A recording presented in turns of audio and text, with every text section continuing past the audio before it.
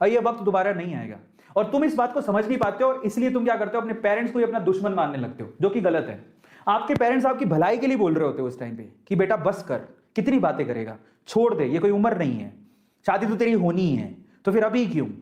Try to understand the thing, parents आपके दुश्मन नहीं है, वो आपका भला ही चाहते हैं।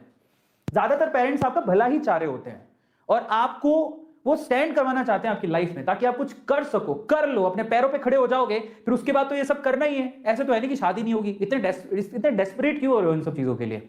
और जब वो आपको टोकते हैं तो आज की जनरेशन को गुस्सा आता है। बिल्कुल सही बात है, मेरे को भी आता था। सो आज की जनरेशन को गुस्सा आता है, लेकिन अभी मैं समझता हूं कि नहीं यार, पेरेंट्स जो बोलते हैं वो आपके भले के लिए बोलते हैं, पर आपको ये समझ में कभी नहीं आता। और वो हम ऐसा फिर उस एज में कॉन्फ्लिक्ट इतना ज्यादा बढ़ जाता है कि हम लोग अपने पेरेंट्स को दुश्मन मानना शुरू कर देते हैं। बाद में समझ में आता है कि हमने स्टेप्स कुछ इतने इस कदर उठा लिए कि हम अपनी लाइफ में कुछ करने लायक ही नहीं रहे।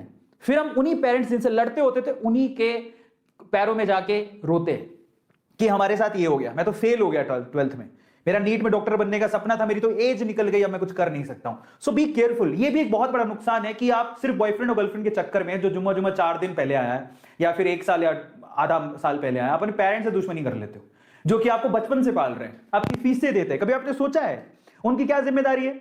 आप इंडिया में रहते हो तो बिलीव करो, इंडिया एक ऐसा देश है, मतलब और भी देश होंगे शायद, बट आप यहां जब रह रहे हो वेस्टर्न कंट्रीज और यहां का कल्चर का कंपैरिजन करोगे ना, तो ये एक ऐसा देश है जहां पर बच्चों को तब तक पालते हैं पेरेंट्स जब तक उसकी नौकरी नहीं लग जाती है, कुछ काम धंधे नहीं लग जाता।